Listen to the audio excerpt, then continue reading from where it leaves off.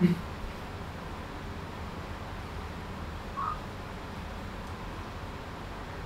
Swastiastu, selamat datang di TEKO, Teknik Opini.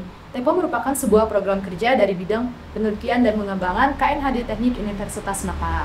TEKO akan menghadirkan tamu-tamu menarik yang pastinya keren-keren dan akan membahas seputar dunia perkuliahan khususnya di teknik.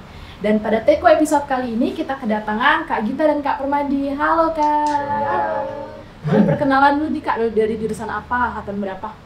Oke, halo teman-teman semua. Perkenalkan, nama saya Pandey Permadi Kusuma, biasa dipanggil Permadi. Saya dari Teknik Informatika angkatan 2020. Sekian. Oke, sekarang halo semua, saya Nikuto Gita Saswati, bisa dipanggil Gita atau Gigi. Saya jurusan Teknik Informatika angkatan sama kayak Permadi 2020. Oh, sekian. Dua-duanya informatikanya Kak ya? Iya, betul. Kebetulan apanya kemarin KKN itu bukan KKN reguler, KKN SMU. Apa sih KKN SMU itu Kak? Kita mau jawab? Permadi, silakan. Oke, jadi sebenarnya bukan KKN SMU aja sih, cuman kan mungkin SMU yang lebih dikenalin gitu ya. Kalau dari programnya mungkin secara resmi itu sebenarnya Global Volunteer dari SMU, Seoul National University, khususnya pada periode winter, jadi pada musim dingin di sana itu. Dan kenapa dibilang KKN SNU, karena emang berkolaborasi dari programnya SNU, tapi bukan dari SNU aja kerjasamanya. Kita juga ada kerjasama sama universitas dari Jakarta, namanya UNAS, Universitas Nasional. Jadi kalau untuk seluruhannya mungkin tidak seperti KKN yang lain yang kayak mungkin kayak biasa gitu ya. Pengabdiannya tidak seperti itu. Pengabdiannya itu lebih ke sosial sih. Kita emang dari programnya itu bukan dari apa ya? Sebenarnya bukan mewakilkan dari SNU-nya, cuman dari organisasi yang namanya SNUSR. Jadi SNUSR itu Seoul National University Social Responsibility. Jadi ada organisasi seperti itu yang mengadakan program sosial di berbagai negara, salah satunya di Indonesia gitu, dan mengadakan program terkait sosial juga di mereka memilih di Indonesia di bagian Lombok gitu. Jadi dia mengadakan kegiatan sosial gitu dan bekerja sama dengan UNRAM sebagai partnernya gitu. Dan UNRAM karena dia itu sebagai volunteer kan awalnya, jadi UNRAM itu kayak mungkin bikin apa ya, kayak biar ada keuntungannya gitu ya, keuntungan buat mahasiswanya, keuntungan buat mahasiswa dan UNRAM-nya biar mahasiswanya lebih tertarik, makanya dibilang KKN-nya iya. Oh gitu. Secara garis besar berarti kalau perbedaannya KKN SNU sama KKN yang reguler itu ada di kerjasama sama SNI-nya. Selain itu apa sih perbedaan yang signifikan perbedaannya dari SNU sama KKN reguler? Perbedaannya itu mungkin karena kita nggak langsung terjun ke desa gitu, kayak kan kalau di KKN reguler itu kan dia harus harus nginap, harus benar-benar tinggal di desa selama 45 hari. Nah, bedanya itu kita tuh mengabdi itu untuk masyarakat seperti yang mau belajar tentang bahasa Korea. Terus ada khusus untuk KKN-nya itu ada program namanya belajar digital business. Nah, di situ kita programnya di situ untuk membantu masyarakat yang pengen belajar bahasa Korea, pengen belajar digital business, pengen belajar tentang hal tentang Korea. Nah, di situ program itu diadakan. Jadi sebenarnya untuk masyarakat, dan kita sebagai panitianya, anggapannya volunteernya itu untuk membantu mereka. Oh gitu, jadi ada beberapa kegiatan-kegiatan yang ada di KKN SNU itu. Kemudian selama KKN di KKN SNU ini, Kak Gita sama Kak Permadi ngapain aja sih? Maksudnya Kak Gita secara personal biasanya ngerjain apa, Kak Permadi apa gitu? Ya, betul sekali.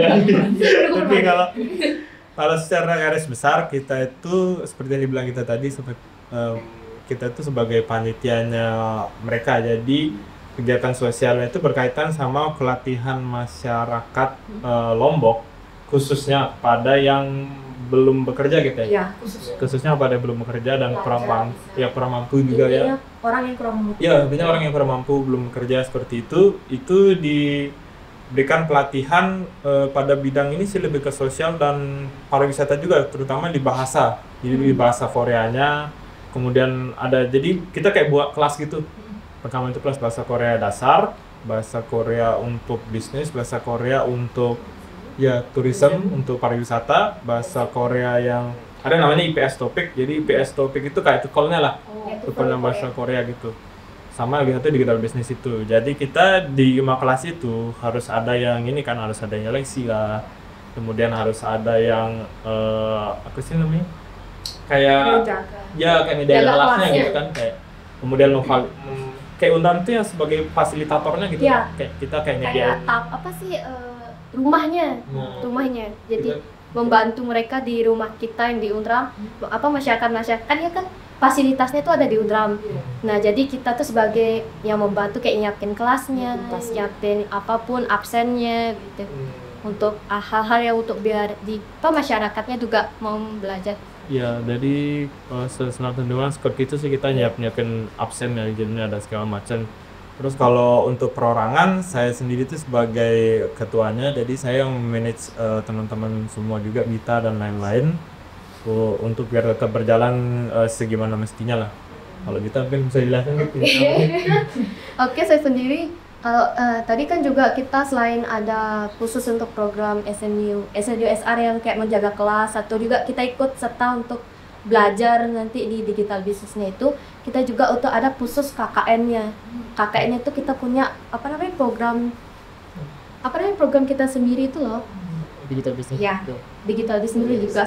Nah, selain itu sebenarnya sih pelatihan itu kita cuma sebagai fasilitator. Nah, tapi di digital business KKN Undram itu khusus untuk mengajar di sana.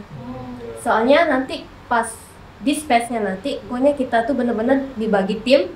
Nah, di Undramnya khusus untuk belajar di digital business. Jadi yang untuk Korea dia fokus ke orang-orang yang emang tuh bisa bahasa Korea tersebut sama yang SME semuanya itu. Nah, saya sendiri sebagai media, sosial media. Nah, mengatur sosial medianya di KKN, membuat reels, membuat kegiatan dokumentasi apapun gitu, laporan dokumentasi. Ditambahkan konten itu Iya, kita. Oke. ditonton ya guys, Udah bagus. pastinya. Selain dari ada leader, ada sosial media, saya itu apa aja sih posisi-posisi yang ada di kakaknya saya ini kak? Siapa tahu teman-teman di sini ada yang tertarik mungkin, tapi cocok nggak ya saya ada di situ? Oh, banyak. Semuanya cocok sih sebenarnya, siapapun bisa. Selain media kan ada juga yang sudah ada sekretarisnya, ngatur keuangannya, ngatur teknikalnya, kayak ngatur untuk alat-alatnya nanti apa yang dibawa untuk setelah pengajar. Terus sama ada public relation, itu kayak membantu komunikasi kepada kepada peserta, kepada tim-timnya nanti kayak menyebarkan informasi yang benar. Mungkin Penadi bisa ngomongin? Tapi dia sebenarnya kita pas dari awal dibentuk itu kan di bawah naungan Eskut juga ya. Iya. Nah itu kita pas awal-awal kan memang benar-benar kayak kita yang disuruh kalian deh mengatur gimana. Jadi emang pertama yang di-pick itu cuma leadernya doang kayak. Iya. Tentuin siapa leadernya, terus kita yang benar-benar kayak oke, tentuin sendiri kalian gimana cara mengatur diri kalian sendiri gitu. Awalnya ditentukan sama gimana nanti. Iya, jadi kayak tergantung timnya nanti, kalau emang mau nggak ada public relation, jadi nanti yang mengurus itu sekretarisnya lah atau gimana itu bebas tergantung kalian aja. Tapi yang penting sih ada 6 orang sih untuk dari program awal sampai sekarang. Jadi dari 6 itu ntar bebas gimana cara ngaturnya seenaknya aja sih. 6 orang ya. Iya. 6 orang. Gimana? Gimana apa yang terjadi dengan 6 orang ini selama berapa sih kak tadi kegiatan? Kurang lebih itu 5 bulan, tapi intinya tuh 4 bulan. Oh, intinya 4 bulan. Sampai akhir lah, paling 5 bulan. Apa sih pengalaman kayaknya kan beda gitu ya? Apakah ada pengalaman yang ini beda banget, menarik banget nih, orang-orang harus coba ikat gitu. Apa tuh? Kalau mungkin yang paling menariknya ya kayak karena mungkin ketemu sama orang-orang dari luar juga gitu kan, ya, dari orang Korea itu sangat experience yang baru banget lah bagi kita. Jadi emang dapat pandangan-pandangan baru lah kita tentang gimana emang seharusnya cara kerja mereka, kemudian cara mereka berpikir lah, cara mereka ngebuat materi pun kan mereka tuh kesini. Jadi yang persiapan tuh bukan cuma kita aja di sini, jadi mereka pun persiapan kurang lebih selama 3 bulan tapi di sana. Kalau kita mulai dari 5 bulan sebelumnya kalau mereka tuh dari 3 bulanan gitulah kita mulainya persiapin gimana materi yang seharusnya pas mereka ke sini. Jadi informasi itu mereka ada di sini gitu ntar kan di minggu terakhir, 1 minggu terakhir mereka ada di sini. Nah 1 minggu itu mereka nyiapin materi untuk mereka ngajar gitu. 1 minggu itu mereka bakal ngajar apa sih kelasnya gitu, Iya, kelasnya. Jadi mereka ngajar sama kita. Nah itu kita kita kayak cuma ngebantu doang Iya, gitu. ngebantu. Kayak sebagai fasilitator gitu kan. Terjemahan juga. Jadi kan mereka yang nyiapin materinya. Dan materi itu pas saya kayak kalau saya lihat prosesnya mereka tuh bener-bener kayak dipikirin banget lah dari sisi ya. Karena selama 3 bulan tuh kayak mereka mikirin nih kayak gimana dampaknya kira-kira ke pesertanya lah atau untuk kedepannya gimana mereka, karena pun mereka kayak setiap bulan tuh ada aja kayak nanya kita gimana pesertanya, gimana boleh nggak dapat feedback gitu. Iya benar. Perkembangan. Mereka pernah sempat ngirimin G-form juga gitu kayak gimana sih kelasnya buat kalian, apa yang kira-kira perlu ditambah ya. Itu mereka sangat dipertimbangkan banget. Jadi itu pelajaran banget sih buat kita. Kalau emang sesuatu itu harus dipersiapin secara matang banget. Jadi kalau kita kan kayak aduh pengen cuma besok materi cuma segini lah gitu kan. Ya udah lah. Ya. Ya. Bisa deh nanti aja. Ya bisa. Besok bisa. Jadi kadang kan kita yang ngajar bikin emosi gitu kan. Saya aja kadang kayak aduh mau pasti yang ke depan atur aja lah gitu ya kayak itu aja. Walaupun mungkin hasil akhirnya sama lah, beda-beda subjektif gitu kan, cuman kayak kayak kesediaan mereka dan mereka tuh bekerja dengan hati mereka gitulah. Itu ya kalau kayak menurut happy saya. banget Ya. datang ke sini dari Korea. Iya, Benar kok. begitu mungkin. Mungkin lebih ke karena programnya lama juga, dari timnya kita, tim KKN kita tuh lebih solid gitu, kayak lebih gimana ya, lebih akrab, lebih seru gitu. Terus juga bukan dari SNUSR juga, dari tim escape-nya itu juga kayak membantu kita tuh kayak lebih kita tuh kekeluargaan gitu, Lebih bukan solid banget dapetnya. bukan kayak cuman segetar kayak tim ini cuma KKN, tim ini cuma mahasiswa ya udah selesai. Soalnya sampai sekarang masih tetap ya jalan. Tim escape tuh benar-benar solid banget, kayak benar keluarga. Dari situ kayak wah, nggak rugi banget nih yang orang-orang kalau nggak ikut banget KKN ini gitu, nggak bisa ketemu sama kita, ketemu sama orang-orang baru, terus ketemu sama teman-teman Koreanya juga, terus pengalaman dalam belajarnya juga nanti kan selama di SPED tuh kita juga merasa wah, materi-materi yang dari pemikiran orang Korea tuh beda, terus timing mereka tuh benar-benar wah, kita harus benar-benar ngikutin banget. Tahu kan kita tuh anaknya yang deadline, anaknya yang waktu yang telat dikit ya nggak apa-apa, masih bisa lah. Nah kalau mereka waktu udah telat bener-bener nggak bisa konsekuensi telat. Jadi kayak kita tuh mikir wah, bener-bener kayak dilatih, jadinya kita makin semisal jam segini harus jam segini, oke jam segini bener-bener kesana. Jadi kayak ngerasa kita bener-bener belajar, jadi orang gesit, bener-bener jadi pemikirannya tuh langsung berubah gitu, kayak nanti yang bilang nanti aja, jadi kayak ayo sekarang gitu. Banyak pemikiran udah dia kayak dapat tuh dari kegiatan itu. Setidaknya selama seminggu terakhir lah kayaknya. Ya sudah minggu itu aja sebenarnya, tapi ya lumayan sih. memberikan dampak ya. Sangat. Jadi cepat saya mau teman-teman mau memberikan perubahan untuk diri sendiri. Sama aja yang tepat ya Kak. Yang malas-malasan mungkin bisa mikir kayak senggesit coba aja. Oke. Siapa tahu nanti teman-teman ada yang tertarik karena itu kan ya. Siapa tahu. Ya asik banget ngobrolnya. Boleh minum nih Kak. Boleh. Hati-hati. Oke. Kita silakan minum Kak. Enggak. Udah. Bisa.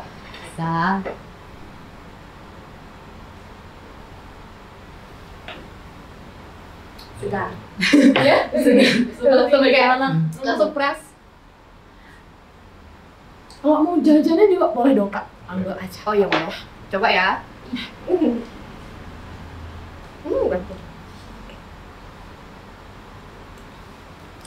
Lanjut ya Kak. Sambil makan. Jangan kayak gitu ya. Berantakan ya. Ini berantakan ya. Oke. Kita lanjut ini. Tadi sempat kesinggung tentang SNUSR, tuh ya. apa sih kontribusi dari SNUSA ini ke masyarakat atau ke organisasi-organisasi yang diajak bekerja sama selama selama kegiatannya berlangsung? Oke. Jadi kalau untuk komunitas di Lombok ya terutama ya, seperti yang tadi dibilang, khususnya itu buat pemuda-pemuda yang memang belum kerja ataupun yang belum mampu gitu. Tentunya itu kita ngeliat banget dari ini sih, karena kan mereka diajarin bahasa Korea gitu kan. Terutama dari mungkin dilihat karena Lombok itu juga punya keunggulan dan potensi juga di bidang pariwisata gitu kan. Jadi turis-turis dari Korea datang pun gimana ya? Kalau saya ngelihatnya mungkin belum mewakili seluruh orang Korea ya. Cuman pas yang datang pun dari Korea ke sini tuh yang datang-datang aja itu mereka bahasa Inggrisnya ya kalau menurut saya tuh mungkin lebih pintar kita. Iya. Sebenarnya kayak cuman beberapa orang aja yang kayak bahasa Inggrisnya tuh fasih. Dan itu kayak saya lihat, ternyata kita sama mereka tuh sama ya gitu maksud saya. Jadi mereka tuh bahasa ibunya mereka itu kan bahasa Korea. Jadi mereka tuh kadang mungkin agak malas mungkin mempelajari bahasa lain. Jadi mungkin mereka memfasilitasi negara lain dengan bahasanya mereka juga gitu. Karena mereka juga membuka lapangan kerja yang lumayan banyak juga dan butuh tenaga kerja juga gitu kan. Nah, itu udah menurut saya salah satu dampaknya juga buat sosial di Lombok juga. Karena ada juga kayak serta pelatihan kita tuh yang saya lihat dapat tawaran kerja juga dari Korea gitu. Sampai bisa dapat tawaran kerja ya? Kalau nggak tawaran ya setidaknya kalau ada lowongan dari Koreanya disebar di grupnya bisa nyoba-nyoba gitu. Karena salah satu kualifikasinya begitu saya lihat juga bisa bahasa Korea gitu. Iya. Terus kedua yang saya lihat kalau beasiswa gitu misalnya bukan dari Indonesianya ya, yang dari Koreanya, beasiswa dari Korea buat universitas di Korea tapi programnya dari Korea gitu. Itu saya ngelihatnya kualifikasinya kalau saya dengar dari salah satu dosen juga kuliah dari UNAS itu bilang kalau kamu bisa menguasai topik itu yang kayak TOEFL dan IELTS itu kan. Kalau kamu bisa menguasai topik yang tinggi, kemungkinan kamu diterima itu bakal lebih tinggi juga. Ya walaupun kamu secara teknikal mungkin agak kurang dibanding yang lain, tapi kalau bahasanya bagus, setidaknya mungkin kamu bisa belajar dengan baik di sana gitu. Itu pemikirannya mereka. Jadi setidaknya kamu mau belajar, terus kamu bisa memfasilitasi dirimu sendiri lah gitu dengan mengerti bahasanya mereka. Kamu diterima gitu. Tapi kalau kamu cuma bisa bahasa Inggris itu bukan tidak diterima sih, tapi ada beberapa kelas saja kalau saya dengar yang memakai bahasa Inggris gitu. Ada salah satu teaching assistant juga dan namanya Kak Tatu. Jadi dia tuh kalau nggak salah sempat kuliah juga di Korea dan dia tuh bilang kalau pas dia kuliah di Korea tuh padahal dia ngambil jurusannya Inggris, bahasa Inggris, cuma pakai bahasa Korea. Cuman memang bukan di SNU pas itu kan, dia kuliahnya bukan di SNU, tapi di salah satu universitas Korea juga lah gitu. Tapi maksudnya gitulah yang saya lihat, ternyata mereka tuh bahasa Korea itu sangat sangat penting lah kalau setidaknya mau bekerja atau berkarir di sana gitu. Jadi dampaknya untuk komunitas ya itu menurut saya sangat besar juga kalau emang mau berkarir di sana. Kita gimana? Ya, apalagi kan di Indonesia tuh khususnya banyak orang yang suka K-pop. Nah, mungkin itu juga SNUSR memikirkan selain pariwisata juga pastinya masyarakatnya tertarik juga tentang dengan K-pop. Nah, akhirnya mungkin dibuat program itu selain untuk pariwisata juga menarik masyarakat yang yang suka banget nih lah. Ya, jadi kan makin banyak yang mau belajar gitu. Dari dilihat juga dari kemarin itu rata-rata yang suka K-pop, ada yang benar-benar dia. Nah, terus juga emang di sana tuh kan di Korea tuh emang pure bahasa mereka tuh yang dipentingkan gitu daripada bahasa Inggris. Jadi makanya keunggulan yang mau ikut-ikut program ini, apalagi program ini kan gratis, langsung dari SNUSR, langsung terus di-download dari Escape kan. Nah, jadi kayak lebih mudah kita belajar. Program gratis lebih mudah kita belajar, terus juga kelas-kelasnya ini kan ada tingkatannya. Jadinya yang misal mau benar-benar pure pengen belajar terus untuk bekerja di Korea, jadi bisa milih nih di PS Topik. Nah terus belajar sungguh-sungguh itu udah bisa banget tuh ditarik tuh sama orang-orang Korea, karena benar-benar di pelajarannya tuh benar-benar tuh serius untuk dapat kerjaan sana gitu Iya. ya Kak. Oh. Jadi pembelajaran itu emang benar-benar penting dia mereka di kegiatan kelas-kelas itu benar-benar kegiatan penting. Jadi nggak cuma main-main, mereka tuh buat program jadi benar-benar untuk masyarakat yang open, intinya tuh masyarakat yang tidak bekerja terus yang kurang mampu, tapi kan belum tentu juga kan yang lain juga nggak bisa ikut kan. Nah jadinya itu dah banyak peluang-peluang yang mereka dari belajar itu. Ini kan benar-benar berpikir supaya anak-anak Indonesia ini bisa ke sana, bisa belajar, bisa kerja di sana ya. Membuka peluang lah bagi Iya, membuka peluang. Peluangnya jadi lebih besar Iya, gitu ya. itu keuntungannya dan gratis. Iya, itu keuntungan gratis. Karena bayar sekolah itu mahal. Iya. Yang bagi PS Topik tuh main mahal, tapi langsung TOEFL gratis guys. Sedapa gitu kan. Ya mereka pun kayak mikirin juga pas yang IPS sih legitnya sempat minta satu ruangan kalau nggak salah kemarin tuh buat pesertanya tuh ngisi buat ada bahan evaluasinya mereka gitu. Jadi kayak mereka benar-benar mikirin programnya mereka ini dan harus dikembangkan setiap semester, setiap perjalanan program lagi ini harus ada perkembangan gitu. Jadi Harus ada evaluasi terus. jadi tetap memang setiap mereka kelas itu di kayak dikasih form lah atau apa sama mereka, karena mereka mikirin banget gimana sih biar bisa berkembang juga program ini. Jangan lupa diminum Kak, dimakan. Karena pertanyaan ini akan semakin panjang karena kayaknya KKN SNU ini seru banget gitu ya Kak. Kakaknya seru, terus KKN-nya dampak untuk lingkungan sosialnya gede. Mungkin Pak teman-temannya kayaknya senang gitu kegiatan-kegiatan sosial, senang kayak bantu-bantu orang, senang ngajar, bisa dibilang senang, sibuk nggak sih Kak? Sibuk, sering kesana kemari, ikut ini gitu kan ya.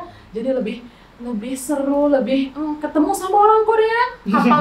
Kapan lagi ketemu sama orang Korea kan? Kita bisa kenalan, yang suka-suka artis Korea, yang suka opa-opa Korea. Harus banget gitu ya Kak. Nah, Kakak, pengalaman paling menariknya udah KKN, pengalaman kegiatan-kegiatan sosialnya udah. Gimana sih caranya bisa jadi anggota, bisa ikut KKN SNU? Pelan-pelan juga, santai. Sesungguhnya. Ya. Gimana cara ikutnya? Yang pasti ada proses seleksinya juga. Nanti disuruh kalian ngintipin CV lah. Kalau buat di UNRAM-nya, karena kan di UNRAM ini untuk volunteer dari UNRAM ini nggak mesti harus bisa bahasa Korea. Cuman nilai plus kalau bisa. Cuman nggak mesti bisa bahasa Korea. Tapi mungkin yang lebih dipentingkan tuh bahasa Inggrisnya ya, karena kuat komunikasinya gitu. Setidaknya harus bisa dasar-dasarnya lah. Harus bisa berkomunikasi, harus berani berkomunikasi pakai bahasa Inggris juga. Nah terus mungkin pengalaman organisasi juga berpengaruh juga, karena kita ngeliat gimana nanti orang-orang ini bekerja secara tim, kemudian di bawah tekanan juga, kemudian harus ada inovasi juga, karena kita kemarin pun kan selama kurang lebih 4 atau 5 bulan itu juga gini ya, kayak monoton gitu. Iya, cuman kayak masa jaga kelas itu aja. Terus sama 14 pasti diminta ada program lain baru gitu ya. Jadi setidaknya itu yang salah satu pelajaran juga yang kita dapat. Kita tuh mikir juga pas kita ngejaga kelas itu kan kayak cuma duduk-duduk aja gitu kan. Jadi kayak kita mikir apa ya kita buat ya, atau setidaknya kita bisa usulin ke teman-teman Korea ini biar ada program seperti inilah gitu buat diikutin di 1 minggu terakhir misalnya gitu. Jadi emang harus ada inovasi juga, dipentingkan juga. Jadi kalau kalian sudah bisa bekerja sama dengan tim, kemudian bisa berkomunikasi bahasa Inggris, kemudian bisa berinovasi juga, dan yang pastinya ini juga sih berani secara mental untuk tampil depan umum juga. Karena di akhir program juga kita ada tampil gitu ya? Iya betul. Ada penampilan. Ya setidaknya kalian ada Kesenian mungkin? Ya kalau kesenian nilai plus. Iya plus banget sih. Karena kita juga berani untuk maju. Ya, setidaknya berani untuk maju sama berani buat apa ya, kayak berani ide-ide yang mau ditampilkan. ya kayak berani nampil lah Nampil. gitu. Walaupun nggak bisa nyanyi, nggak bisa nari, setidaknya berani. Soalnya harus benar-benar kalian yang full tim kalian harus tampil karena semuanya yang di Ada semua iya, di harus situ ada ya. semua, ada semua member dari SNU-nya, dari UNAS-nya, dari UNRAM-nya tuh harus tampil. Terus untuk hari terakhir mereka. Hari terakhirnya, kalau hari terakhirnya kayak gitu sama Open Made, tampilannya apa sih kemarin? Langsung ketawa ini. Mungkin contemporary dance, dia tuh kita tuh gabungin tradisional sama modern dance. Jadi karena kan kita udah tahu dari SNI-nya mau nampil apa, mereka mau nampil apa, terus UNAS-nya mau tampil apa dan UNRAM-nya apa. Jadi kita sebagai UNRAM tuh menampilkan ke Indonesianya kayak tradisionalnya gitu. Nah kalau terlalu tradisional kan monoton, jadi kita kombinasiin ke modern. Jadi ada kayak gerakan dance-nya kayak New Jeans. Ada New Jeans. Coba tontonnya. Gimana? Menarik banget. Iya. New Jeans dance. Iya. Harus Lincah dilincah banget jadinya. guys kayak. Lucu tuh kayaknya. Harus kita tonton habis ini ya. Harus nonton di YouTube-nya KKN Unram X Youth. Ada di sana. Ini bukan harus berani ya, harus mau aja. Iya. Sebenarnya dipaksa, tapi dia paling mau sih sebenarnya. Jangan-jangan idenya dari kamar mandi. Enggak. Dia gue pertama yang Kita, belajar. kita. Enggak, bukan saya yang tradisionalnya, dia yang kayak ayo dah New Jeans. Oh. Biar seru gitu Ya kan. biar seru. Terus makanya dia paling lincah daripada yang lain. Kayak paling semangat gitu. Paling semangat. Gila. Pokoknya kan harus kan. Iya. Keren banget. Gila. Betul sih. Betul-betul, harus semangat ya. Jadi kalau misalnya nih Kak, kita mau daftar nih KKN SNU, ini pertanyaan terakhir nih Kak. Gimana caranya, kemana sih kita bisa tahu kapan pembukaan KKN SNU? Kemana kita lihat, atau dari kapan sih kita bisa cek-cek jadwal KKN SNU ini? Jadi apa namanya kan yang sekarang sudah ada ya namanya KKN Winter yang 2024 sama 2025 periode. Nah mungkin yang kalian apa namanya untuk periode ke depan yang kalian mau daftar KKN di KKN internasional ini, terus dipantengin aja di IG S-Cube Center. S-Cube Center untuk periode summer 2025. Nanti di situ kita mungkin perkiraan antara bulan April kalau nggak salah ya. Pembukaannya April. Mungkin ditunggu aja di situ di IG-nya, informasinya apapun nanti tentang kelasnya, mungkin juga yang masyarakat yang mau belajar bahasa Korea, belajar digital bisnis yang bukan KKN, bisa juga nanti katanya di IG Skip. Terus yang orang yang mau untuk daftar volunteer bagi KKN, nah juga terus ada pantengnya di IG Skip. Jadi jangan lupa di KKN, dipantengin Instagram KKN SNU. Dia S-Cube tapi Center. S-Cube Center Skip Centernya ya. ya dia S-Cube Center. Oke, mungkin segitu aja cerita KKN SNU. Tidak terasa banget ya. Seru soalnya ya, Ya, jadi seru gimana banget, pengalaman menariknya, gimana daftarnya, sampai Kak Permadi guys. Bayangin guys. Harus kita tonton ya abis ini ya. betul. Jadi jangan lupa kalau teman-teman yang suka nih sama Korea, yang pengen ikut juga jadi KKN SNU, dipantengin di S-Cube Center. Sekian dari kami untuk Teko hari ini. Jangan lupa ditonton lagi Teko-Teko episode selanjutnya, karena mungkin kita akan menghadirkan tamu-tamu yang lebih menarik lagi supaya makin berkembang nih. Terus siapa tahu ada cerita-cerita menarik lagi, siapa tahu nanti ada Kak Gita sama Kak Permadi lagi menceritakan kejadian-kejadian yang lebih menarik lagi. Oke. Sekian dari kami. Kami tutup dengan para Santi. Unsali Santi. KMHDT. Sewa Bismante.